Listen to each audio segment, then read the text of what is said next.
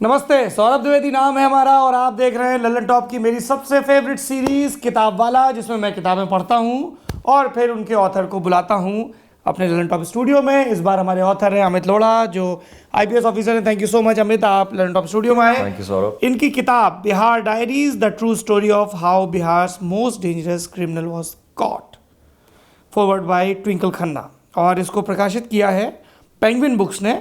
Penguin का एक imprint है ब्लू सॉल्ट, उसने प्रकाशित किया है और 299 रुपये इसकी कीमत है। नहीं, बहुत ज़्यादा पैसा नहीं है। इससे ज़्यादा पैसा आप कई बार घटिया फिल्मों में और उसको जो घटिया फिल्मों को बर्दाश्त करने के लिए पॉपकॉर्न वगैरह लेते हो, उसमें खर्च कर देते हो। किताबें पढ़ा करिए, बेहतर इंसान बनेंगे, और इसीलिए हम ये किताब वाला सीरीज़ करते हैं। पहले पन्ने से ही शुरू करते हैं अमित साहब ji. Forward by Twinkle Khanna. तो ये आपके पब्लिशर ने उनको अप्रोच किया या आप उनको जानते हैं? मतलब मेरी खुशकिस्मती कि अक्षय कुमार मेरे बहुत अच्छे दोस्त हैं। नेचुरली बिकॉज अक्षय दोस्त हैं तो ट्विंकल को मैं अच्छे से जानता हूँ। बट बात वो नहीं है। बात यह है कि ये किताब बड़ी ऑनेस्ट है, बड़ी दिल से लिखी हुई किताब है। और इसमें मैं एक पुलिस ऑफिसर हूँ, सर्विंग पुलिस ऑफिसर। मैंने इसमें थ्रिलिंग स्टोरी लिखी, बट साथ में काफ़ी विट और ह्यूमर यूज़ किया है। जी बिल्कुल, जो नॉर्मली आप एक पुलिस वाले से एसोसिएट नहीं करते हैं, कि अपने आप पे हंसना, अपना मजाक उड़ाना। और साथ में मैंने इसमें अपनी पत्नी के बारे में काफ़ी कुछ लिखा है, क्योंकि उनका रोल सिर्फ ये नहीं कि मुझे एक मॉरल सपोर्ट देना या मैं दिक्कत में हो तो मेरे कंधे पे हाथ रखना। उनका रोल एक्चुअली इसमें कई जगह रहा है जहाँ वो एक इंडिपेंडेंट माइंडेड वुमन रही, इंडिविजुअल रही, जिसने मुझे बोला कि कहाँ मैं गलत हूँ, कहाँ मेरे से एथिकली गलत कोई चीज़ हो रही है, कहाँ मैं अपने काम से थोड़ा भटक रहा हूँ, कहाँ मैं इंटेलिजेंटली काम नहीं कर रहा हूँ। कितनी बार उन्होंने मुझे सुझाव दिए। घर में तो उनको पता चल ही जाता है कि मैं किस बात को लेके विचलित हूँ या क्या सोच रहा हूँ, या किसी क्रिमिनल को पकड़ना तो क्या करूँ उस बारे में। कई बार हम लोग सोचते हैं कि हम अपने घर की बात, ऑफिस की बात क्यों घर में शेयर करें, बट मेरी आदत है मैं शेयर करता हूँ उसको, और मुझे उससे फ़ायदा ही हुआ। क्योंकि मेरी पत्नी ने मुझे right from the first day of our marriage कई बार बहुत सही सी नसीहतें दी। मैं ये नहीं बोलूँगा फटकार लगे, लेकिन थोड़ा स्टर्न तरीके से बताया कि ये आप चीज़ गलत कर रहे हो। नहीं, फटकार के तो कहीं इसमें ब्यौरे हैं किताब में। जैसे किसी सिपाही से ऊंची आवाज़ में बात करना। हाँ, तो मेरी वाइफ को लगता था उससे ऊंची आवाज़ में बात करने की तो क्या ज़रूरत है, वो भी एक इंसान है, आप भी एक इंसान है। आप सिर्फ उसको बता दीजिए उसका काम क्या है, उसको आप ट्रस्ट करिए, फेथ रखिए उसमें, उसको रेस्पेक्ट दीजिए, आपको 10 गुना ज़्यादा रेस्पेक्ट वो देगा।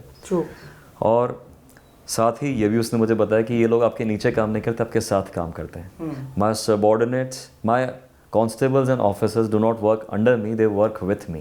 तो कोई भी पुलिस ऑफिसर होता है टीम में ही काम कर सकता है, हमारा काम ही ऐसा है। तो ये सब चीज़ों के लिए मुझे एक ऐसी, और लकीली ट्विंकल आप सब जानते हैं बहुत इंडिपेंडेंट माइंडेड वुमन है, मिसेस फनी बोल्स बहुत आर्टिकुलेट हैं।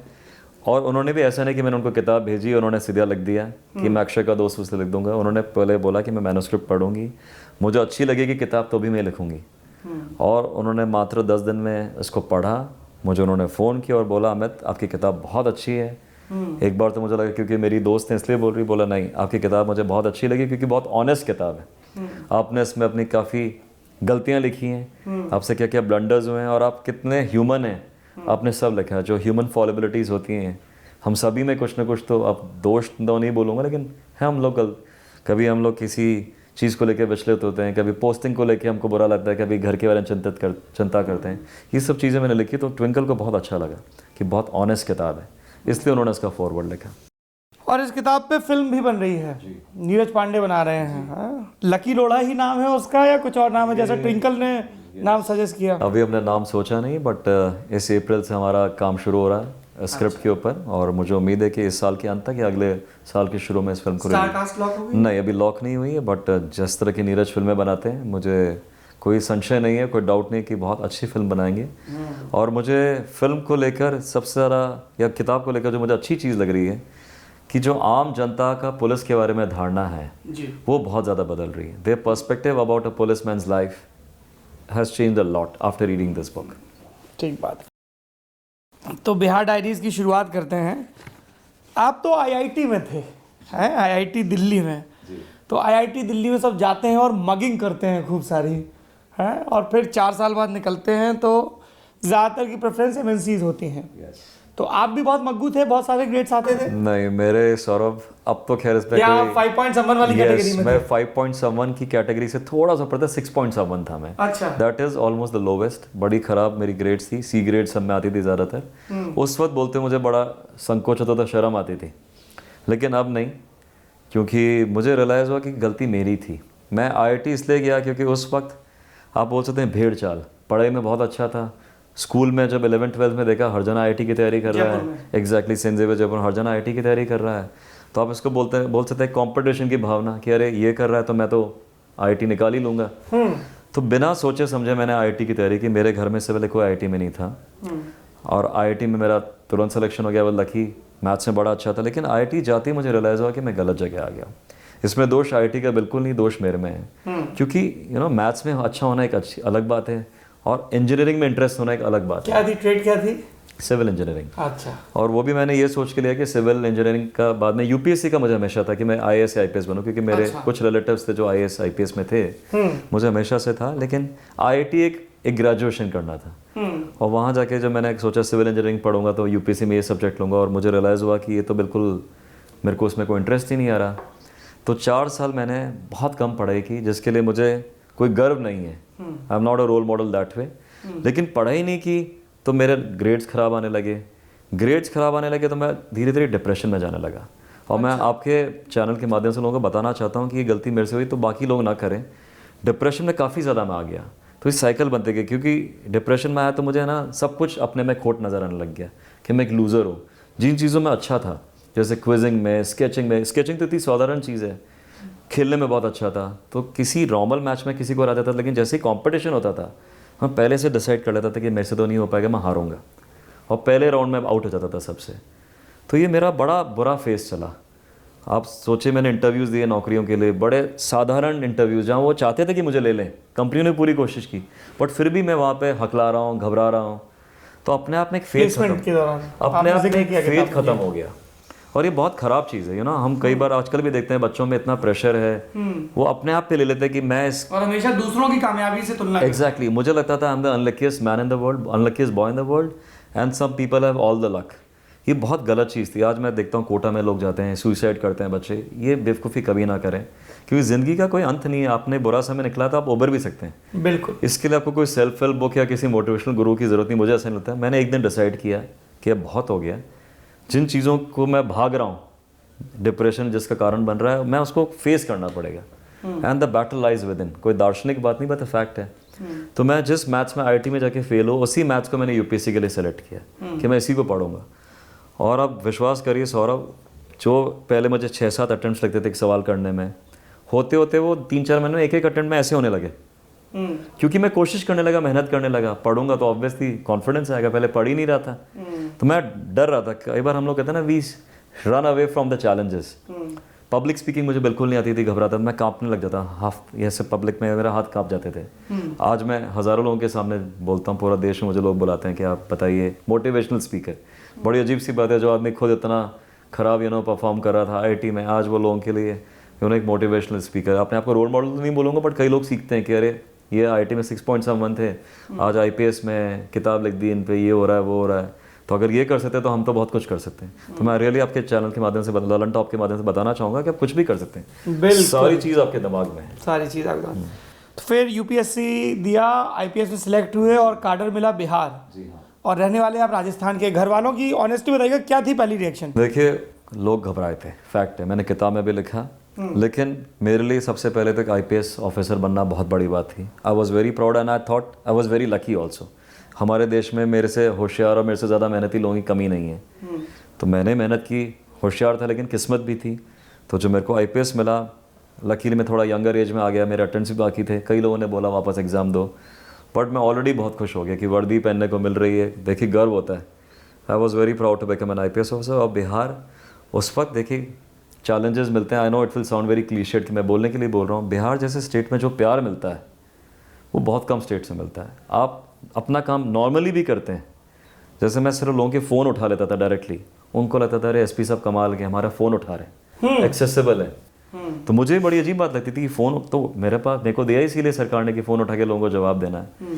तो ये छोटी छोटी चीज़ें बाकी काम तो अपनी जगह, छोटी छोटी चीज़ों से लोगों को बड़ा वहाँ मान सम्मान मिलता है। कोई भी एसपी होता है वहाँ बिहार में, आप देखिएगा 10-10, 20-20 साल भी बाद भी लोग उसको याद करते हैं। हमारे से पहले बहुत अफसर थे जिनका आज भी नाम लोग लेते हैं। यूपी बिहार में जी, क्योंकि मैं खुद उत्तर प्रदेश से आता जी हूँ, हाँ, कई अधिकारियों के बारे में दंत कथाएं हैं। किताब एक फलाने कप्तान साहब आए थे, वो ऐसे थे, ढिकाने डीएम आए थे, ऐसे थे। तो वहाँ का प्यार मोहब्बत जो जनता की मिली, मैं इसलिए नहीं बताना चाह रहा कि मैं ललन टॉप पे आया हुआ हूँ, लेकिन वाकई में ज़बरदस्त प्यार मोहब्बत और हमेशा से कल्चर था। बिहार वाले तो बहुत प्यार देते हैं। अभी मैं पिछले दिनों पटना गया, बहुत प्यार मिला। तो इतना फिर आपको हाई मिलता है यंग अफसर को, यंग आदमी को, जिसने पहले इतने फेलियर्स देखे, सडनली उसको जनता इतना प्यार दे, तो उसको और क्या चाहिए। आप समझ लें, एड्रेनलिन हमेशा आपका हाई रहता है, आप तो कहते हैं जोश में रहते हैं कि और काम करना, और काम करना। तो बिहार में 14.5 साल रहा, 8 जिलों में एसपी रहा, मेरा समय बेहतरीन रहा वहाँ पे। और मुझे जनता का ही नहीं, सीनियर्स का सहयोग मिला, मेरे जूनियर्स का मिला, और सारे जितने राजनेता थे, मुख्यमंत्री थे, सबका ज़बरदस्त सहयोग मिला। ये जब आप पुलिस कॉप होते हैं, कई अपराधियों को आप गिरफ्तार करते हैं, इनकाउंटर होते हैं, जांचें होती हैं, उसमें से एक अपराधी जिसका इस किताब में नाम है विजय सम्राट। जी हाँ, मेनली कहानी उसको पकड़ने की है जब आप शेखपुरा, जी हाँ, एक नया बना जिला है, वहाँ के एसपी थे, जी, कप्तान थे जी। और तो ये कहानी आपने किसको सुनाई, ये किताब की शक्ल में कैसे आई, ये बताइए, और फिर हम कहानी की तरफ। ये बड़ी मज़ेदार बात है, क्योंकि असली नाम उनका कुछ और ही है जो अपराधी थे, मैं बोलना नहीं चाहूँगा यहाँ पर, बट उनको पकड़ना काफ़ी टेढ़ी खीर हो गया था, क्योंकि वो जेल से भागा था, एक बार पहले जेल ब्रेक करके दुर्दांत अपराधी था, पुलिस वालों को मार के जेल से भागा था, और उसका काफ़ी एक छत्र राज हो गया था। नई सरकार बनी, माननीय मंत्री बने, मुख्यमंत्री बने नीतीश कुमार, उनके टाइम भी उसने 1-2 घटनाएं कर दी। तो इस सरकार बिल्कुल सुशासन पर चल रही थी, उन्होंने कहा कि चैलेंज पे तुरंत उसको पकड़ना है। तो जब मैं वहाँ पहुँचा, उसको पकड़ा, लेकिन मैंने इसको कन्वेंशनल पुलिसिंग से नहीं पकड़ा। आज वो कन्वेंशनल पुलिसिंग है, लेकिन उस वक्त मोबाइल फ़ोन्स का यूज़ बहुत कम होता था। 2006 की बात है। वो सारी मैंने जितनी चीज़ें थी, टावर लोकेशंस, मोबाइल का जो भी है, प्लस साम दाम दंड भेद, जो एक मैं एक अपराधी की तरह सोचता था कि अब वो क्या सोच रहा होगा, मैं नेक्स्ट स्टेप क्या करूं, कि उसको कैसे करूं। ये अपराधी 50-60 लोगों के साथ घूमता था, इसको मैंने आइसोलेट कर दिया बिल्कुल, इसकी गिरोह में फूट डाल दी कि ये बिल्कुल अकेला पड़ गया। तो काफ़ी चीज़ें इसमें यूज़ किया।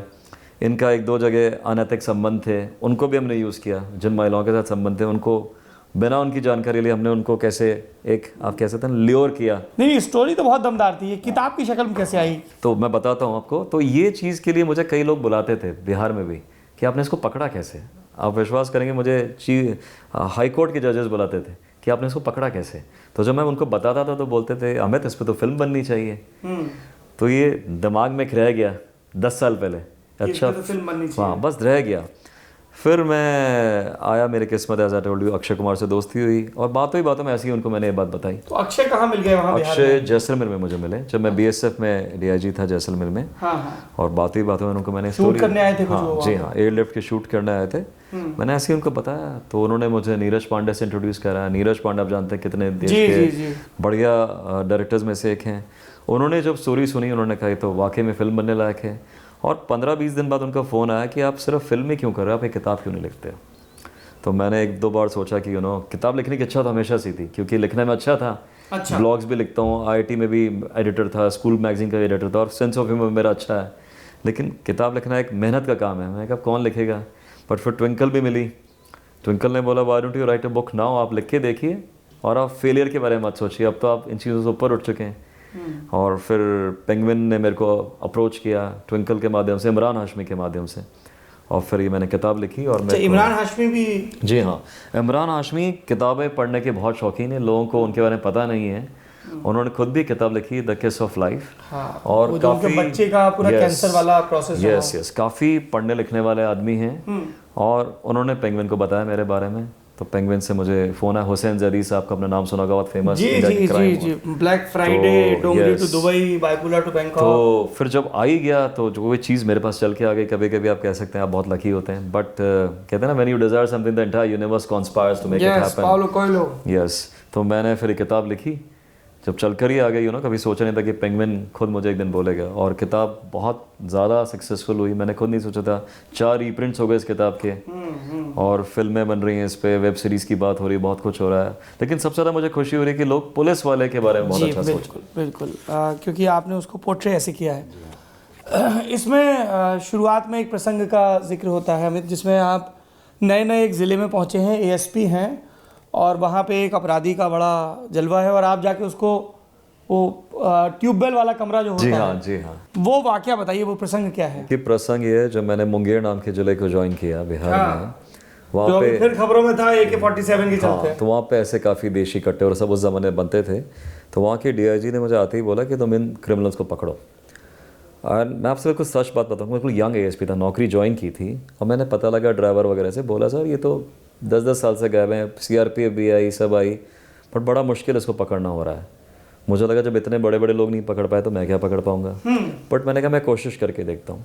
यंग आईपीएस ऑफिसर के पास जनता अक्सर आती है क्योंकि उनको बहुत उम्मीद होती है। आपकी छवि बिल्कुल एक स्लेट की तरह होती है, लोगों को पता नहीं होता है, वो उम्मीद करते हैं आपसे बहुत ज़्यादा। तो मेरे पास कुछ लोग आए मिलने मेरे ज्वाइन करने के 3 दिन बाद ही, कि सर ये जो अपराधी इस ट्यूबवेल के पास ऐसे ऐसे छुपता है। मुझे लगा कि पब्लिक को पता है कि कहाँ छुपता है। एग्जैक्टली। तो मुझे बड़ा अजीब लगा कि इतना आसान है इसको पकड़ना। फिर भी मैंने कहा चलो देखता हूँ। तो मैं इस अपराधी के घर पे मैंने छापा मारा, वो घर पे नहीं था। चाय पानी पूछा गया? आप हंसेंगे कि उसकी पत्नी ने मुझसे पूछा आप चाय पियेंगे, मतलब मुझे लगा मैं अपराधी घर पे आया हूँ छापा मारना, उसकी पत्नी पूछ रही है। कभी कभी जिंदगी fact is stranger then fiction. और उस वक्त मोबाइल फोन होते नहीं थे, ये थी बात 2000 की। मैंने वहीं से अपनी पत्नी को सर्किट हाउस में फ़ोन किया कि यार मैंने एक डायरी में कुछ लिखा हुआ है एड्रेस अपराधी के बारे में, उसी अपराधी के घर से फ़ोन कर रहा हूँ अपनी पत्नी को कि वो मुझे ज़रा बताना क्या क्या लिखा था। तो मेरी पत्नी ने किताब खोली, बता देखे ताड़ के पेड़ हैं, ट्यूबवेल है पास में ही 100 मीटर है। मैंने अपने एक SHO को पूछा, तिवारी उनका नाम तो अभी तक याद है, कि तिवारी बाहर आपको कोई दिख रहा है 2 ताड़ के पेड़ ट्यूबवेल? बोला सर वो 100 मीटर दूर दिख रहा है। मैंने अपनी पत्नी का फ़ोन रखा, मैं कहा चलो अपन देख आते हैं। हम दोनों वहाँ चल कर गए, कमरे में हमको कुछ नज़र नहीं आया। तभी SHO जो तिवारी थे पिस्टल निकाल के बोले बाहर और भून देंगे। तो देखा पलंग के नीचे से खट्टा खट्टा 6 फुट का जवान लेट रोल करके बाहर आ रहा है, उसके हाथ में एक देशी कट्टा है। और तब भी मुझे नहीं पता कि कौन है, लेकिन मेरे को लगा कि बहुत बड़ा काम हो गया। मैं एक आदमी को देशी पट्टे के साथ पकड़ लिया, मैं बड़ा खुश हुआ, जिंदगी का पहली गिरफ्तारी एज एन ASP। तो मैं उसको लेकर के, पीछे से लोग चिल्लाते हुए हुजूर बधाई हो, जिंदाबाद जिंदाबाद। मैंने क्या हो गया? बोला सर आपने उस अपराधी को पकड़ लिया। मैंने कहाँ पकड़ा? बोला वही तो था वो। तो आप सोचे किस्मत, पहला अपराधी मैंने प्योर किस्मत, मेहनत में बोलूँगा लेकिन किस्मत भी थी। और उसके बाद सडनली पूरे मुंगेर में हो गया कि बड़े ज़बरदस्त एक IPS अफसर आए, ये हुआ है। बट तब मेरे इन्हीं SHO ने मुझे बोला कि सर आप पे आपके ईश्वर की कृपा आप पे, हमने बहुत अफसरों को देखा। क्योंकि उसके बाद लगातार 10 दिन में एक के बाद मैंने कई अपराधियों को पकड़ लिया। तब मुझे रियलाइज़ हुआ कि शायद ये मेरी डेस्टिनी बोल सकते हैं, कि पुलिस भगवान ने मुझे शायद इसीलिए दिया था कि मैं अपना पूरा जीवन बदल दूं। और मैं बिल्कुल सिंसियरली, बहुत एथिकली पूरे पिछले 21 साल से मेहनत कर रहा हूँ। मैं ही नहीं, हमारे देश के बहुत अधिकांश पुलिसकर्मी इस तरह से काम करते हैं। कई खुद मित्र हैं जो IPS हैं, तो मैं उनको करीब से काम करते हुए देखता हूँ कितना जिले में जब पोस्टिंग होती है तो दिन रात वो मतलब। तो उस दिन मुझे रियलाइज़ हुआ कि ईश्वर की कृपा है, इसको मुझे ऐसे मौके को, मतलब एक सिग्नल मुझे मिल रहा है। अब फिर मैंने बिल्कुल पहले भी सिंसियर था, लेकिन फिर उसको मैंने एक मिशन बनाने लगा। इसमें एक फेज आता है जिसका आपने नॉवेल में जिक्र किया है कि यू आर वेरी फ्रस्ट्रेटेड, क्योंकि लगातार आपको जिले मिल रहे हैं, आपको आदत हो गई है। जी हाँ। और फिर आपको शंट कर दिया गया। जी हाँ, बिल्कुल ये हुआ मेरे साथ। और मुझे अब लगता है उस वक्त मैं इमेच्योर था, ये लाइफ का पार्ट है। शंटिंग एक टर्म हमने ही खुद बना लिया कि भाई आप जिले में नहीं कहीं और है तो आप शंट हो गए। लेकिन एक्चुअली पनिशमेंट पोस्टिंग। एग्जैक्टली। लेकिन सारे ही पोस्ट, अब इसलिए नहीं क्योंकि मैं लोगों को ज्ञान देने के लिए बोल रहा हूँ, आई रियलाइज लेटर ऑन, मैच्योरिटी हर एक आदमी में आती है। मुझे रियलाइज हुआ कि सबको हर वक्त जिले नहीं मिल सकते, जिले नहीं मिलते, और पोस्टिंग्स और ये सब आपके लाइफ का एक हिस्सा है। उतार चढ़ाव आप इसको बोल सकते हैं, या फिर आप इसको पॉजिटिवली लीजिए। बाद में तो इस तरह की पोस्टिंग मुझे एक ही बार और हुई, मुझे बड़ा अच्छा लगा क्योंकि मेरे को फिर मौके मिले अपने कुछ और चीज़ें करने का, पढ़ने का। एग्जैक्टली। ये जो आपको IPS लोग नजर आते हैं, इनको कई बार जब सो कॉल्ड शंटिंग पोस्टिंग होती है, हैप्पी कि I will get to spend time with family, I will get to read. Yes. और कई बार सरकार आपको सही समझ के भेज रही है वहाँ पे कि आप ये काम करिए, हम उसको सोच लेते हैं कि अरे हमको शंट कर दिया है। तो जैसे मुझे पोस्ट किया था एक BMP की बटालियन में, उसको रेज करना था क्योंकि मेरी आदत जिलों की हो गई। तो मुझे लगा ये क्या कर दिया। आज की तारीख में मुझे कोई बोलेगा that will be challenge for me to raise that. एक आप पूरी बटालियन रेज कर रहे हैं। एग्जैक्टली। तो मुझे दुख भी हुआ कि मुझे शंट कर दिया। प्लस किस्मत की बात बोली, इंडिया उस वक्त नया नया खोल रहा था, 2004 की बात है, लिबरलाइजेशन हो रहा था। तो मेरे कई बैचमेट जो IT के थे वो बहुत अच्छा कर रहे थे, कोई जा रहा है, कोई मैकेनिकल जा रहा है। और मुझे लगता था कि मैं क्या कर रहा हूँ, मैं भी IT से पढ़ा हुआ हूँ, पैसा वैसे आदमी 1 मिनट के लिए अपने पद से हिल जाता है। तो ये फेज लकीली बहुत छोटा रहा, 4-5 दिन में मैं वापस पटरी पे आ गया। तनु में मस्ट है। यस, और मेरी वाइफ ने मुझे बोला कि आप कमाल हो, मतलब आप इतना पोस्टिंग्स के लिए सोचते हो तो लाइफ का पार्ट है, हर चीज़ आपकी इच्छा अनुसार नहीं हो सकती, हम लोग कोई भगवान नहीं है। और उसने ये भी बोला कि अच्छा शुरू में आपके साथ एक्सपीरियंसेस हो जाएंगे तो बाद में आप मैच्योर हो जाएंगे। और यही हुआ। अब मेरे पास कई जूनियर्स आते हैं, वो बोलते हैं सर आप बड़े कूलली हमको समझाते हैं, आप इतने कैसे कूल है। मैं कूल नहीं हूँ, एक्सपीरियंस के साथ हुआ है। तुम भी हो सकता है कुछ ऐसे इंसिडेंट्स 1-2 होंगे, तुमको समझ में आ जाएगा कि ये सब चीज़ें कुछ नहीं होती हैं, लाइफ का पार्ट है। और होना इतनी लंबी 36 साल की नौकरी में उतार चढ़ाव तो आने ही आने।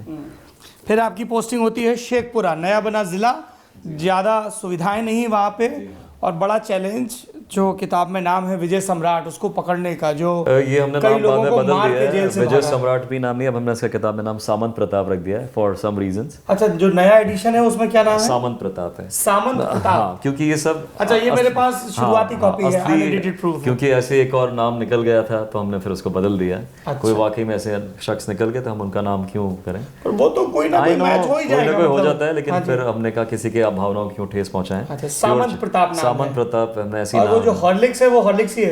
हॉर्लिक्स भी कोई और, असली नाम दोनों कोई और है। नहीं, जो नई एडिटेड प्रूफ है वो हॉर्लिक्स ही, वो हॉर्लिक्स है, और ये विजय सम्राट। क्योंकि हॉर्लिक्स नाम को कोई आदमी हमको मिला नहीं अभी तक, लेकिन विजय क्या है कहानी? बड़ी मजेदार कहानी। इसमें एक किरदार है जिसका नाम हॉर्लिक्स है, और वो एक बहुत बड़े माफिया डॉन का राइट हैंड मैन है। यस, देखिए इसमें जो किरदार है उसका मैंने हॉर्लिक्स लिस्ट से लिखा कि जब मैंने Patna city as ASP join किया, मेरे एसएसपी साहब थे सुनील कुमार, उन्होंने बोला कि अमित ये हॉर्लिक्स वा को पकड़ लेना है। हॉर्लिक्स वा को पकड़ लेना है, और ये बहुत बड़ा अपराधी है, इसको पकड़ना ज़रूरी है। तो मैंने उसको जब पकड़ा, थोड़ी मशक्क़त बात किया, देखा कि बहुत ही पतला दुबला सा है कि मतलब उसको फूंक मारे तोड़ जाए कहीं पर, इतना पतला दुबला, और लेकिन इतना कुख्यात अपराधी। तो मैंने पूछा तुम्हारा नाम, देखते ही गोली चलाने वाला है। तो मैंने पूछा तुम्हारा नाम हॉर्लिक्स क्यों रखा? मैं भी जिज्ञासा में था। तो बोला सर हम बचपन से ऐसे हैं, तो पूरा गांव बोलता था मेरे पिताजी को उसको हॉर्लिक्स पिलाओ, हॉर्लिक्स पिलाओ, तो मेरा नाम ही हॉर्लिक्स हो गया है। तो ये उसकी कहानी है। इसमें जिस अपराधी को, जिसका नाम सामंत प्रताप है इस किताब में, आपने पकड़ा है, उसमें एक चीज़ बड़ी रिमार्केबल है, वो है कि पैरेलल लिसनिंग, ये पता करना कि अपराधी कौन कौन से फ़ोन इस्तेमाल कर रहे हैं, और फिर उनकी कॉल को सुनना, और उसके हिसाब से रणनीति बनाना, जिसमें दिन हफ्ते लगते हैं, और वो सुनना बड़ा टीडियस जॉब है। उसके बारे में बताइए दर्शकों को। देखिए हमारी सरकार हमको ये सुविधा देती है, ऑब्वियसली गवर्नमेंट ऑफ इंडिया से हम परमिशन लेते हैं, होम मिनिस्ट्री से, या फिर जब स्टेट में होते थे बिहार गवर्नमेंट के होम सेक्रेटरी से, और बहुत कम लोगों के ऊपर हम ये सुविधा को यूज़ करते हैं, लेकिन जब ज़रूरत पड़ जाता है तो ऐसा करते हैं। और आज ये पब्लिक डोमेन में सबको पता है कि इस तरह की चीज़ें हम लोग करते हैं। अब तो सोशल मीडिया पे मॉनिटर करते हैं, बहुत चीज़ें होती हैं, और ज़रूरी भी है। जैसे जैसे बदलाव आता है, पुलिस को अपने आप को भी उनके साथ बदलना होता है। तो जब उनकी बातें सुनता था तो वो दिन भर बात करते रहते थे। मैं सोचता था अपनी कोई लोकेशन बता देगा, कुछ कर देगा उन अपराधियों का, वो अपनी गर्लफ्रेंड से बात कर रहे हैं और सब। लेकिन ऐसा कुछ हुआ नहीं, क्योंकि एक तो वो काफ़ी समझदार थे, उनको कुछ लोगों ने वार्न भी कर दिया था कि ऐसा ऐसा ध्यान रखना। ये तो नहीं बोला एग्जैक्टली कि क्या मैं कर रहा हूँ। ये भाई साहब, जिन लोगों को कुछ लोग बोल रहे हैं, आपको शायद सुन के थोड़ा शौक लगे, वो कुछ लोग जिन्होंने उस अपराधी को वार्न कर दिया था कि शेखपुरा एसपी तुम्हारे पीछे पड़े हैं, उसमें पुलिस वाले भी शामिल थे। पुलिस वाले नहीं, एक ही पुलिस वाला था, एक पुलिस वाला भी शामिल था, नेता भी शामिल थे, जिनका आप ऑब्वियसली नाम नहीं ले सकते हैं, आपका अपना वर्दी का प्रोटोकॉल है और सब है। पर कैसे इन्वॉल्व रहते हैं? नेता भी मैं बोलूंगा बहुत छोटे लेवल के, आप वैसे किसी राजनीतिक पार्टी के नहीं थे वो, मतलब वो अपने आप को नेता समझते थे। अच्छा। हाँ, लेकिन ऐसे वो नहीं थे जो। पर वहाँ पे कास्ट के लेवल पे क्राइम का जो अलाइनमेंट होता है, जी, वो तो है ही नहीं। देखिए जितना हम सोचते हैं उतना नहीं है। हाँ। क्योंकि अल्टीमेटली सब जने, चाहे कोई कास्ट भी हो, वो चाहते हैं कि एक पर्टिकुलर ज़िले में माहौल अच्छा रहे, शांति रहे। कभी कभी 1-2 जनों की वजह से, एग्जैक्टली कुछ लोगों की वजह से पूरा का पूरा बदनाम हो जाता है। ऐसा नहीं, मैं वहाँ 15 साल रहा हूँ, ऐसा होता तो फिर तो हर मिनट कुछ ना कुछ होता। कुछ एक लोगों ने इतना बड़ा कांड कर दिए या कर दिए तो उसकी वजह से सारे लोग वो बदनाम हो गए। ये तो आप जानते ही हर जगह होता है, केवल बिहार में ही नहीं, कहीं पर भी हो सकता है ऐसा। तो ऐसा है नहीं, क्योंकि हमारी पुलिस में, बिहार पुलिस में सारे थे, वो लोग मिलके करते थे, जिन्होंने पकड़ा अल्टीमेटली इन सब अपराधियों को, उन्हीं के कास्ट के थे वो। तो ऐसा नहीं है, ऐसा बिल्कुल भी नहीं है। कई बार आदमी इमेज बन जाती है, ये सब हो जाती है। तो एनीवे ये सब मोबाइल फ़ोन से, और मैंने बताया साम दाम दंड। You and your bedroom, wife, kids, जी हाँ। और ऐसे 8 मोबाइल हैं, और रात के 2 बजे भड़बड़ा के उठ रहे हैं, अरे कॉल आ गया सुनने जाना है। बिल्कुल, ये लगातार होता था। मैं हर थोड़ी देर में सुनता रहता था फ़ोन। फिर मेरी, क्योंकि बच्ची बहुत छोटी थी, मेरी वाइफ थी तो बहुत सपोर्टिव, बट वो बच्ची जग जाती थी फ़ोन की घंटी से, आवाज़ से। छोटे बच्चों की नींद खुल जाए तो फिर रोते भी खूब Exactly, हैं। बहुत। तो मेरी वाइफ ने मुझे बोला कि आप प्लीज़ मोबाइल को लेके दूसरे रूम में चले जाएं। बहुत छोटा घर था, 2 ही रूम्स थे, तो मैं ड्राइंग रूम में नीचे एसपी साहब ड्राइंग रूम में चटाई बिछा के सोते थे। चादर बिछा के नीचे लेटता था। मेरे को बैक प्रॉब्लम भी थी, तो मैं फ्लैट सरफेस पे ही सोता था और मोबाइल अपने तकिए के नीचे पांचों रखता था। और वो सुनता था तो मेरे कान भी बजने लग गए थे, कि दिन भर मोबाइल मोबाइल मोबाइल। बड़ा मतलब एक, जैसे आज लोगों को एडिक्शन है, मुझे उस वक्त आज से 10-12 साल पहले ना व्हाट्सएप था ना फेसबुक था, तब भी एडिक्शन टाइप हो गया कि मोबाइल बजता था और मैं भागता था कि वो ऐसे कान में वो इको होने हाँ, लगती दिन भर वो रिंग रिंग बजने लगी थी। क्या वाकई उस अपराधी ने ऐसा किया था जैसा इस किताब में है कि वो गया और एक परिवार के सब लोगों को मुखबिरी के शक में मार दिया और फिर उसको पता चला कि नहीं नहीं ये तो गलत आदमी था, तो फिर दूसरी जगह जाके मारा? जी हाँ, ऐसी कई चीज़ें हुई हैं, क्योंकि वो जो अपराधी था उसको किसी आदमी की जान की कोई कीमत नहीं थी उसके लिए। तो आप कह सकते हैं बीस्टली, जानवर तो वर्ड अपन गलत यूज़ करते, जानवर कभी बिना किसी कारण किसी को मारते ही नहीं है। लेकिन ये अपराधी था कि बस जैसे किसी ने उसके आदमी पे ज़रा सी आंख भी उठा दी तो उससे बदला लेने के लिए दिन पहुंच गया 3 जनों को। Joy of killing. Yes, Joy of killing for him. Murder was, it was a profession भी, क्या उसकी आदत हो गई थी। एंड 1 मोर नंबर आप ऐड कर दीजिए तो क्या फ़र्क पड़ेगा, इतने मार उसको लगता है उसका क्लाउड और इंक्रीज एग्जैक्टली, उसका क्लाउड इंक्रीज होता था। उसका डर ही यही था, सारा कुछ, इतना डर उसका बैठ गया था लोगों के अंदर कि वो किसी को भी आके मार सकता है। बिहार डायरीज को पढ़ के हमें एक चीज़ ये भी लगती है कि ऊपर से देखने पे हमको पुलिसिंग बड़ा ग्लैमरस सा जॉब लगता है ना, ये तो सर्वशक्तिमान लोग हैं। बड़ा मुश्किल है, खासतौर पे इसमें एक किरदार है एक एसएचओ जो सस्पेंड हो रखा है। जी हाँ। और वो लगातार आपके कहने पे उस अपराधी का पीछा कर रहा है। देखिए, पुलिसिंग में एज आई टोल्ड यू सबको लगता है ग्लैमरस और बड़ा आसान काम है या इंस्ट्रक्शंस देना है, लेकिन इसमें हर रैंक का अफसर, चाहे वो डीजी हो चाहे नीचे का सिपाही हो, उसको इन्वॉल्व रहना पड़ता है और बहुत मेहनत पड़नी पड़ती है और लगातार प्रेशर आप पे है। क्योंकि इसमें ये नहीं कि आपने कुछ किया तो 6 महीने बाद रिजल्ट्स, आपको रिजल्ट्स तुरंत के तुरंत चाहिए। और आपको एक टेंशन भी रहता है कि जैसे ये अपराधी फिर कोई घटना ना कर दे। अभी इसने 10-15 जनों को मारा है, हम पकड़े उससे पहले इसने फिर कुछ कर दिया, तो केवल विभाग के लिए नहीं, सरकार के लिए, पूरे स्टेट के लिए एक बड़ा खराब मैसेज जाता है। मीडियम प्रेशर ऐसा बन जाता है कि सीएम साहब को शंट भी करना है, फिर ट्रांसफर तुरंत। और पुलिसिंग में ऐसा कोई है तो नहीं कि आपने स्टैंडर्ड एक प्रोटोकॉल यूज़ किया कि स्टेप 1, स्टेप 2, स्टेप 3। ट्रेनिंग हमको बहुत अच्छी दी जाती है, लेकिन जब आप फील्ड में जाते हैं आप अपने आप में ही हैं और कई बार आपको एक क्रिमिनल की तरह सोचना पड़ता है, उससे आगे सोचना पड़ता है कि अब वो क्या स्टेप लेगा, आपको साइकोलॉजिकली भी उसको बीट करना पड़ता है। मैंने कितने अपराधियों को ऐसे पकड़ा कि वो क्या करेगा इस वक्त, वो सोच सोच के मैंने बहुत लोगों को पकड़ा है। तो इसमें भी ये था कि I to think 1 step ahead of him.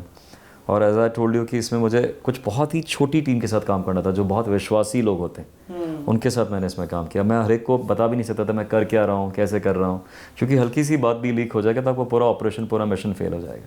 What give you that confidence कि आप एक प्रेस कॉन्फ्रेंस में ये ऐलान कर देते हैं कि 15 अगस्त से पहले उसको पकड़ लूंगा? मतलब वो ब्लफ था, गट फीलिंग थी, दोनों चीज़ थी, गट फीलिंग भी थी, मैसेज भी पहुंचाना था, गट फीलिंग भी थी। क्योंकि देखिए, कॉन्फिडेंस मैंने बताया ना, जैसे आप ज़िंदगी में जो सोचते हैं वही आपके साथ होता है। मैंने थोड़ी देर पहले मैं जब पहले लूज़र की तरह सोचता था, लूज़र की तरह काम करता था। जब मैं पॉजिटिव सोचने लगा तो पॉजिटिव चीज़ें होने लगी। मैंने ऐलान कर दिया और फिर ऑब्वियसली मेरे पे भी प्रेशर था ये कि उससे पहले पकड़ना दिन रात एक कर देना है। फिर साइकोलॉजिकल उसके लिए बहुत ज़रूरी था, क्योंकि उसने देखा कि उसके मैंने बाकी अपराधियों को पकड़ लिया है, सपोर्ट बेस खत्म हो रहा था। एग्जैक्टली। तो उसको जब मैंने अनाउंस कर दिया कि 15 अगस्त से पहले पकड़ लूँगा, तो ऑब्वियसली मैसेज उस तक भी पहुँचानी थी और साथ साथ जनता में भी विश्वास बढ़ रहा था कि ऐसी चीज़ एक्चुअली हो सकती है। क्योंकि पहले जो अपराधी पकड़े लोगों ने उनको भी नहीं कभी देखा था कि इनको पकड़ा जा सकता था, तो पकड़ा। और इसको बिल्कुल टेंशन, आप समझते हैं जो आदमी जितने बड़े क्रिमिनल्स बनते हैं, डॉन बनते हैं, वो मुझे पर्सनल फीलिंग उतनी अंदर से कमज़ोर भी होते हैं, डरे हुए होते हैं। क्योंकि जब तक आपके साथ सब कुछ है तब तक तो आपको लगता है मेरे को कोई नहीं हिला सकता, लेकिन जिस दिन तो आप देखते हैं जहाज में सबसे पहले चूहे कूद के भागते हैं, तो यही उनके साथ होना था। जब मैंने अनाउंस कर दिया तो बहुत उसका पूरा गैंग हिल गया, कोई सरेंडर करने लग गया, कोई गायब होने लग गया। तो ऑब्वियसली जो फिर प्रेस कॉन्फ्रेंस में आपने ये इन्फॉर्मेशन लीक की कि एक इनसाइडर भी हमारे साथ है। तो ये तो मैंने बताया, साम दाम दंड भेद आपको यूज़ करना ही पड़ता है। जानबूझकर मैंने उसको लीक किया, ऐसी चीज़ें जिससे उसके ऊपर बहुत प्रेशर बने और हमारी सारी रणनीति काम आई। पर प्रेशर तो आपके ऊपर भी था। AK-47 लेके आप बैडमिंटन खेलने जाते हैं, डीएम साहब डर गए, बताइए। देखिए, डरना तो मैं क्या बोलूँगा, नेचुरल है, ह्यूमन बीइंग है। हमारी ट्रेनिंग है कि हमको हथियार के साथ घूमना है, उनकी ट्रेनिंग वो नहीं है। सरदार पटेल एकेडमी हैदराबाद। हाँ, यस, नेशनल पुलिस एकेडमी। और देखिए, जब ये पता चला कि मेरे परिवार पे खतरा है, मेरे पे वो कुछ रणनीति बना रहे हैं जेल में जाने के बाद भी। तो कुछ दिन तो मैं भी नहीं गया बैडमिंटन खेलने, बट 1-2 दिन के बाद not only as a police officer, as a human being भी आपको लगता है कितने दिन बंद रहेंगे, तो आपको चीज़ें अपने हाथ में लेनी पड़ेगी। तो मैं ऑब्वियसली बैडमिंटन कोर्ट AK-47 लेके जाने लगा कि भाई कुछ होगा तो देखी जाएगी। और ट्रेंड आदमी है, और ऐसा नहीं कि सिर्फ बहादुरी दिखा रहा है, अपने साथ बॉडीगार्ड्स वगैरह लेके जाते थे कि भाई हर गेट पे 1-2 जने खड़े हो जाओ। तो नेचुरली जो मेरे साथ खेलने आते थे उन्होंने जब देखा कि ये बैडमिंटन कोर्ट का माहौल ही बदल गया, तो वॉर जोन हो रखा है, तो उसके बाद नेचुरली लोगों को बड़ा अटपटा लगा। तो कुछ लोगों ने आना बंद कर दिया। बिल्कुल सही किया, बिल्कुल उसमें मैं ये नहीं बोलूँगा कि डर गए। भाई you valour, you know, discretion is a better part of valour. जहाँ किसी पे खतरा है तो वो क्यों उसमें खतरे में आएंगे। चूँकि ये बहुत ही नॉवल स्टाइल में लिखा गया है, इज इट 100% ट्रू या थोड़ा बहुत आपने अपने नहीं इमेजिनेशन सौरभ, ये 95% ट्रू है। कुछ चीज़ें मैंने इसमें एग्जैजरेट की हैं, बहुत नाम कम। चेंज किए हैं, हाँ, और कुछ 1-2 इंसिडेंट्स एग्जैजरेट भी किए हैं, लेकिन बहुत ज़्यादा टोन डाउन भी किया है, क्योंकि पुलिसिंग, क्योंकि आप सर्विस में हैं, आप हर चीज़ को जो कहते हो लिख भी नहीं यस सकते। लिख भी नहीं सकते, एथिकली भी ठीक नहीं है और अदरवाइज प्रोफेशनली भी ठीक नहीं है। तो कई चीज़ें इसमें बहुत टोन डाउन की हैं, लेकिन जो रीडर है वो खुद समझ जाएंगे। बिल्कुल, रीडरों को पता होता है कि पुलिस जब पूछताछ करती है सख्ती से तो उसका क्या मतलब होता है, या साम दाम दंड भेद का इस्तेमाल करना ही चाहिए, करना ही पड़ता है, करना पड़ता है है ना। जी। सिर्फ किताबी तौर तरीकों से कितना काम आता है जो सिखाते हैं ट्रेनिंग में और जो एक्चुअल पुलिसिंग है उसमें। देखिए, ट्रेनिंग काम तो आती है नेचुरली। अगर हथियार करना आपको खोलना जोड़ना नहीं सिखाएंगे तो आप हथियार चलाएंगे कैसे, हथियार की रोक वोक। और ट्रेनिंग में आने का तो वो कॉन्फिडेंस बढ़ता है। जैसे हमने जब ट्रेनिंग ली तो हमको हॉर्स राइडिंग सिखाते थे। कई लोग बोलते थे हॉर्स राइडिंग क्यों सिखा रहे हैं आप हमको, ये हमको कहाँ काम आएगी। तो लोगों ने बोला कि आप अगर घोड़े को काबू नहीं कर सकते तो आप हज़ारों की भीड़ को कैसे काबू करेंगे। बेसिकली आपको कॉन्फिडेंस दे रहा है कि आप किसी को काबू कर सकते हैं। ये ट्रेनर का हमारा कहना था। तो कितना सही है मुझे नहीं पता, लेकिन यस कॉन्फिडेंस तो आता है। NPA जब आप जाते हैं आपकी पर्सनालिटी निखर जाती है, बदल जाते हैं। मैं खुद बहुत एक शाय लड़का था, आपको जैसे आपको मैंने लिखा है किताब में भी, IIT में लोगों से बात नहीं कर पाता था। और NPA जाके आपको पूरे परेड को कमांड करना है, आपको ज़ोर से चलाना है परेड सावधान। तो वो चीज़ बाद में मॉब पे भी चलाने में काम आती है। True, you have to sound authoritative. You have to sound authoritative. और हमारे सिपाही को, हमारे साथ जो काम करें, उनको पता होना चाहिए कि जो चीज़ वो कर रहे हैं हमको वो सब चीज़ आती है। हम बैठ के तो नहीं बोल सकते नहीं जाओ तुम गोली चलाने चले जाओ, मैं ऑफिस से तुमको इंस्ट्रक्शन दे रहा हूँ। उनको पता है कि हमारे जो SP, हमारे जो DG हैं, उनको भी ये सब चीज़ें आती है। ज़रूरत पड़ेगी तो वो भी ये सब चीज़ें कर लेंगे। जितना वो भागते हैं उतना हम भी भाग सकते हैं। तो वो 20 किलोमीटर राइफल लेके भाग सकते हैं तो हम भी भाग सकते हैं। इसमें एक चैप्टर नंबर 22 है, ब्यूटी कुमारी वाला चैप्टर। मैं चाहता हूँ आप सबसे पहले दर्शकों को बताएं कि वो चैप्टर था क्या। देखिए, एक लड़की वहाँ लगातार फ़ोन करती थी, और आप जानते हैं हर डिस्ट्रिक्ट में किसी न किसी SP या किसी का कोई फ़ैन फॉलोइंग हो ही जाती है जी। तो फ़ोन करती थी कि सर आप बड़े अच्छे लगते हैं। और तो थोड़ा भाई हम भी नॉर्मल पर्सन है, आपका तारीफ अच्छी लगती है, थोड़ी सी तारीफ सबको अच्छी लगती है। तो मैं उनका फ़ोन रख देता था, बात कभी नहीं करता था, व्यस्त रहता था, लेकिन लगता था कोई फ़ैन फ़ोन कर रहा है। आप बोल सकते हैं थोड़ा यंग एज थी, बचपना था, जो भी बोल सकते हैं। तो एक दिन उसने बताया कि मेरा नाम ब्यूटी कुमारी है। तो नाम मुझे बड़ा लगा कि नाम इतना है तो पता नहीं क्या होंगी। तो कुछ दिन बाद बोली कि मैं आपके ऑफिस मिलने आ रही हूँ। वो ऑफिस आई, और जब आई तो हमने देखा इसको कोई अन्यथा न ले, लेकिन नाम के विपरीत थी अपने पूरे। तो थोड़ा सा तो वो हमको अजीब सा लगा। वो तो ठीक है, लेकिन अपने पिता के साथ आई थी वो, और पिता को बोला कि आप तनिक बाहर चले जाइए। मुझे ये बात बड़ी अटपटी लगी कि पिताजी को क्यों बाहर भेज रही है। मैं ऑफिस में अकेला था, एंड सडनली वो टेबल पे कूद गई। ये सच्ची वाकया है। और टेबल पे कूद के मेरा उन्होंने हाथ पकड़ लिया, बोला कि सर आप मुझे बहुत अच्छे लगते हो और मैं आपके घर में आना चाहती हूँ वगैरह वगैरह। और हम दीदी को मना लेंगे। इनकी वाइफ के लिए बोल रही कि हम दीदी को समझा देंगे कि हम। तो मैं बुरी तरह से घबरा गया। ऐसा एक्सपीरियंस कहाँ होता है। और तुरंत मैं चलने लगा अपने बॉडीगार्ड्स के लिए, अजीत, ये सब के नाम चलने लगा। वो अंदर रिवॉल्वर निकाल के आया, उनको लगा क्या हो गया। तो देखा कि ये दृश्य कुमारी ने कलाई पकड़ रखी है कप्तान साहब। तो उनको किसी को समझ में नहीं आया कि क्या करना है। बड़ी मुश्किल से रिक्वेस्ट करके उनको मैडम करके बाहर ले गए वो, और मैं बिल्कुल पसीने पसीने हो गया। और तो फिर जब आपने तनु मैम को बताया, मैं फिर घर आया, उस वक्त तो टेंशन होता है घर आके, लेकिन फिर से वही अपना जो अंदर शेख चिल्ली आदमी होता है। मैंने अपनी वाइफ को बोला कि क्या सोच के तुमने मुझसे शादी की। मुझे लगा बोलेगी बड़े स्मार्ट हो, हैंडसम, या जो भी होता है, हमारे ईगो मसाज हो नहीं होता है। उसने बिल्कुल मेरी तरफ देखा भी नहीं, बॉदर भी नहीं किया। बोला आप IPS हो इसलिए शादी कर ली मैंने तो फिर मुझे ब्यूटी कुमारी हमारी फैन है और हमारी वाइफ हमारी फैन नहीं है। यस तो ऐसा होना बहुत ज़रूरी है, क्योंकि अगर वो ना हो, ना They केवल मेरी keep you पत्नी, grounded. यस हम सभी की पत्नी, हम श्योर आपकी पत्नी भी है, यस नहीं तो हम सब बिल्कुल हवा में उड़ मेरी जाए। इतनी धुलाई करती हैं वो। यस और ज़रूरी तुमने भी है। यहाँ गलत बोला, यहाँ ऐसे गलत बोला, ये तुम्हारा तरीका तो गलत था, बहुत मतलब वो ज़रूरी सबसे है, बहुत ज़रूरी है। नहीं तो आप तो दलाल टॉप में आ रहे हैं, आप यहाँ के बॉस है, आप ही सोचेंगे मैं ही सब कुछ ठीक कर रहा हूँ। घर जाके ज़रूरी होता है ये सब। तो ये हम लोग लकी हैं कि अच्छी पत्नियाँ मिली और बिल्कुल ग्राउंडेड रखती हैं उनको हर तरीके से। पर दूसरों की पत्नियों की बात आप बहुत सुनते थे फोन पे उन अपराधियों को पकड़ने के क्रम में, है जी इसमें एक चैप्टर है जिसका नाम है क्रेजी किया रे। हाँ हाँ। क्या बातें करते हैं अपराधी जब वो रोमांटिक होते हैं? But I am sure they are like normal human बिल्कुल बीइंग। नॉर्मल बीइंग हो। उस वक्त जो ये अपराधी था ये अपनी गर्लफ्रेंड से बात करता था दिन भर, जो एक दूसरे अपराधी की पत्नी थी। जी हाँ, अपनी वाइफ से नहीं बात करता था। अपनी वाइफ से तो बहुत ही हाँ, कम बच्चों बात की कर- पढ़ाई कैसे चल रही, बस- टाइम्स ऑफ इंडिया आया कि नहीं आया? कम बात करता था, लेकिन दूसरे की उससे, और मतलब जिससे इसका अफेयर चला था, बहुत बात करता था।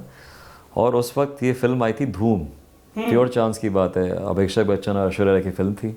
उसमें गाना था क्रेजी किया रे।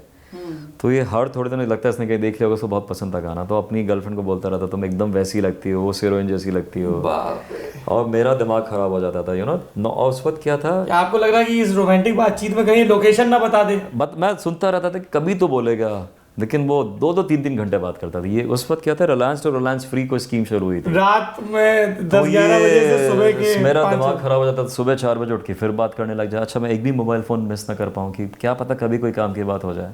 और बातें होती थी क्रेजी किया रहेगी। रोमांटिक दुनिया भर की फालतू की बातें। और मुझे लगता था मेरी भी शादी हुई है, मैं भी एंगेज था, ऐसी बातें तो मैंने भी कभी नहीं की। इतनी बात आप कैसे कर सकते हो और बाद में मेरी वाइफ मुझे फ़ोन करती थी, घर पे खाना क्या बनाऊँ, लौकी की सब्ज़ी बना दूँ, ये कर दूँ, या बच्चों की फ़ीस जमा नहीं की आपने। मैं तो ये बातें करता था, नल ख़राब हो गया घर का देख लेना, किसी को बोल देना नल ठीक कर देगा। लेकिन ये दिन भर अपनी रोमांटिक बातें करता था। तो मुझे कई बार लगता था कि क्या किस्मत है इसकी, मतलब। And finally you cot him. काफ़ी प्लानिंग, काफ़ी पेशेंस, काफ़ी मुश्किलें, और वो साबुन रगड़ता हुआ बाथरूम से, हाँ, और फिर उसको पेश किया गया सामने। वो जब वो गिरफ्तार हुआ, मैंने नहीं गिरफ्तार किया था, मेरे जो ऑफिसर थे रंजन, वो खुद गए थे, और उसने इसी हालत में पकड़ा कि बाथरूम में नहा रहा है, साबुन लगा हुआ है बॉडी पे, और वो लेकर आया। जब तक तो ऑब्वियसली साबुन वाबुन सूख चुका था, लेकिन जब आया तब भी इस अपराधी का गुरूर ख़त्म नहीं होता, क्योंकि उसकी इतनी आदत बिगड़ चुकी थी कि उसको लगता था कि मेरा एक छत्र राज है इन 3-4 जिलों में। लेकिन फिर पुलिस होती है, और जनता ने बिल्कुल उसको बताया। उसको बाद में हमें लाइफ इम्प्रिजनमेंट कराया, हाँ, उम्र कैद कराई हम कोर्ट में, उसका सबूत हमने पेश किए।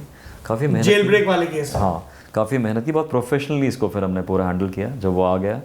हाँ, क्योंकि अपराधी को पकड़ने के बाद का जो सबसे महत्वपूर्ण यही है कि उसको सजा हो। यस, क्योंकि गवाह मिलने बहुत मुश्किल होते हैं, आप जानते हैं, इतना उसका खौफ था। लेकिन हमारे पुलिसकर्मियों को सल्यूट, जितने बिहार पुलिस के थे, सब ने मिलकर इसमें गवाही दी, सब कुछ किया। कुछ सिविलियंस भी थे, और बहुत ही बढ़िया ये ट्रायल हुई। और बहुत जल्दी हम माननीय हाई कोर्ट का, सेशंस कोर्ट का सबको धन्यवाद देंगे, बहुत जल्दी उन्होंने इसमें ट्रायल करा के सजा दिलाई। ऐसा लग रहा है प्रेस कॉन्फ्रेंस में सबको थैंक यू बोलना नहीं, ये सच में कृतज्ञता रहती है। सच में वो देखिए, लाइफ इम्प्रिजनमेंट कराना इतनी जल्दी फास्ट ट्रैक कोर्ट पे, कृतज्ञ तो बिल्कुल मैं हूँ। और जजों ने भी तो वो जिस चीज़ का ख्याल रखा होगा, ख्याल रखा है उन्होंने, बिल्कुल ख्याल रखा है। तो हमारी जो मेहनत सफल भी उनकी वजह, नहीं तो आज जेल के बाहर होते वो लोग। It's a team work. Yes.